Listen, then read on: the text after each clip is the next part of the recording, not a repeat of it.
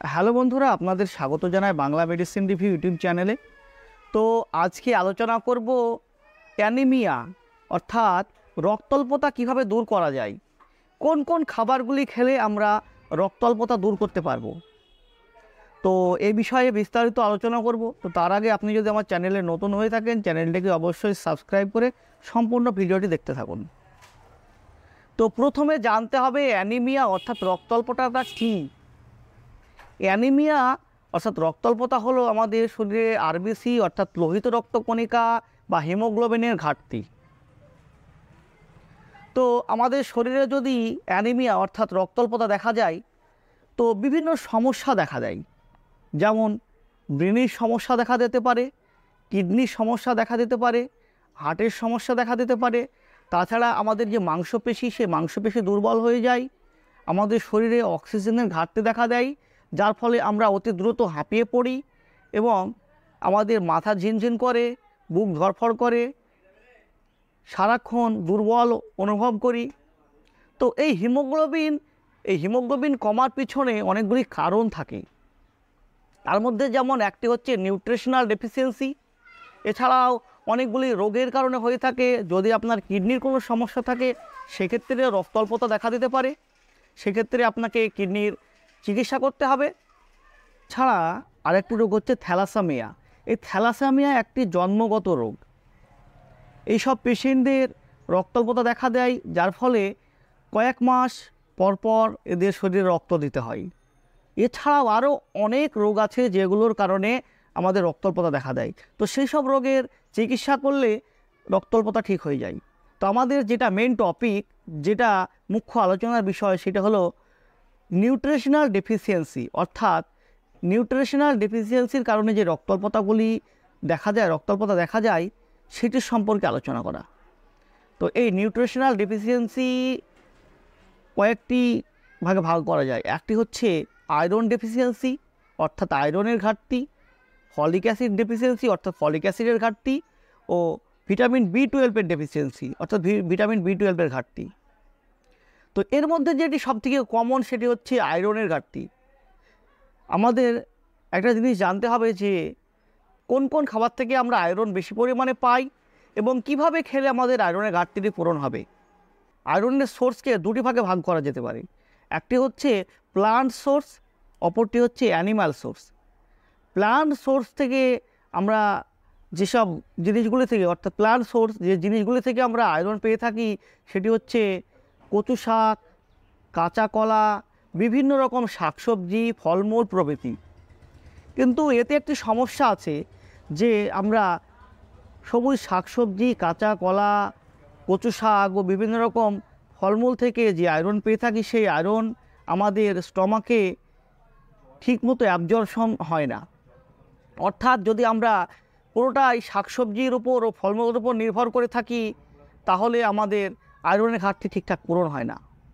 অন্যদিকে যে animal source, সেই অ্যানিম্যাল সোর্স যে আয়রনগুলি পেয়ে থাকি অ্যানিম্যাল সোর্স থেকে, সেগুলো আমাদের শরীরে আমাদের স্টমাকে খুবই ভালোভাবে অ্যাবজর্পশন হয়, ফলে দ্রুত আমরা আয়রনের ঘাটতিকে পূরণ করতে পারি।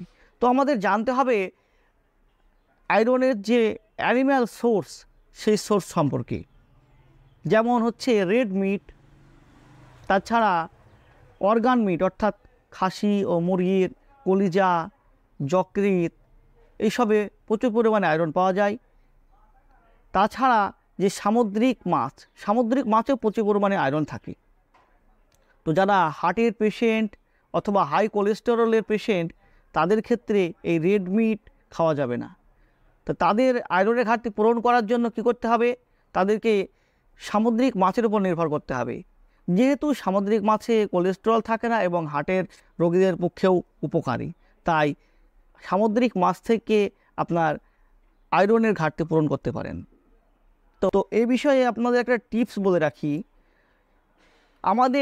যেহেতু আমাদের পাকস্থলী যত বেশি পরিমাণে আয়রন অ্যাবজর্পশন করতে পারে তত দ্রুত আমরা রক্তল্পতা থেকে মুক্তি পেতে পারি। তো তাই আমাদের বেশি পরিমাণে আয়রন অ্যাবজর্পশন করার জন্য আমাদের শরীরে ভিটামিন সি এর প্রয়োজন হয়। তাই এইসব খাবারের সঙ্গে লেবু রাখাটা খুবই দরকার।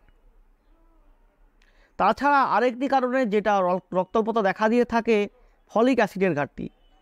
এবং ফলিক অ্যাসিডের সোর্স বলতে গেলে আমাদেরকে সম্পূর্ণভাবে সবুজ শাকসবজি অর্থাৎ লিফি ভেজিটেবলের উপরে নির্ভর করতে হবে। আমাদের চারপাশে যে শাকসবজিগুলো হয়, আমরা যদি দৈনন্দিন সেই শাকসবজিগুলো খেয়ে থাকি তাহলে আমাদের ফলিক অ্যাসিডের ঘাটতি পূরণ হয়ে যাবে। আমরা যারা গ্রামের মানুষ তারা প্রতিনিয়তই এই শাকসবজি খেয়ে থাকি, তার ফলে বিশেষ করে আমাদের শরীরে ফলিক অ্যাসিডের ঘাটতি তেমনটা দেখা যায় না। গর্ভবতী মায়েদের ক্ষেত্রে কিছুটা দেখা যায়, সেজন্য তাদেরকে ফলিক অ্যাসিড সাপ্লিমেন্ট দেওয়া হয়, যার ফলে তারা ফলিক অ্যাসিডের ঘাটতি পূরণ করতে সক্ষম হন। এরপরে যেটা থাকে সেটা হচ্ছে ভিটামিন B12-এর ডেফিসিয়েন্সি। ভিটামিন B12-এর সোর্স বলতে গেলে আগে যেটা বললাম রেড মিট ও সি ফিশ, অর্থাৎ যে আয়রনের অ্যানিম্যাল সোর্সের কথা বললাম, সেই অ্যানিম্যাল সোর্স থেকে ভিটামিন B12 পেয়ে যাবেন। তাছাড়া মিষ্টি কুমড়ো, পেঁপে, গাজর প্রভৃতিতে প্রচুর পরিমাণে ভিটামিন B12 পাওয়া যায়। সেগুলি ঠিকঠাক নিয়ম মতো খেলে ভিটামিন B12-এর ঘাটতি পূরণ করা যায়। তাছাড়া ডিমের ভিতরেও ভিটামিন B12 ও আয়রন পেয়ে যাবেন। আমাদের খাবারের মধ্যে 6টি উপাদান রাখার চেষ্টা করতে হবে। সেই 6টি উপাদান কী কী? যেমন হচ্ছে কার্বোহাইড্রেট অর্থাৎ শর্করা, প্রোটিন অর্থাৎ আমিষ, ফ্যাট অর্থাৎ চর্বি, ভিটামিন, মিনারেল ও জল, যেগুলোকে আমরা ব্যালেন্স ডায়েট বলে থাকি। আমরা যদি এই ব্যালেন্স ডায়েট মেনে চলি তাহলে আশা করা যায় আমাদের শরীরে রক্তের ঘাটতি থাকবে না, যদি কোনো রোগে আক্রান্ত না হই। তো বন্ধুরা, সবসময় চেষ্টা করবেন ব্যালেন্স ডায়েট মেনে চলার। এই সব উপকরণগুলো, এই সব উপাদানগুলো খাবারের মধ্যে রাখার চেষ্টা করবেন, যার ফলশ্রুতিতে আপনাকে রক্তাল্পতায় ভুগতে হবে না। তো বন্ধুরা, এই ছিল রক্তাল্পতা কিভাবে কাটানো যায় সেই সম্পর্কে একটি আলোচনা যদি আপনাদের ভালো লেগে থাকে অবশ্যই চ্যানেলটিকে সাবস্ক্রাইব করে লাইক দিতে ভুলবেন না। সুস্থ থাকবেন, ভালো থাকবেন, দেখা হবে পরবর্তী ভিডিওতে। ধন্যবাদ।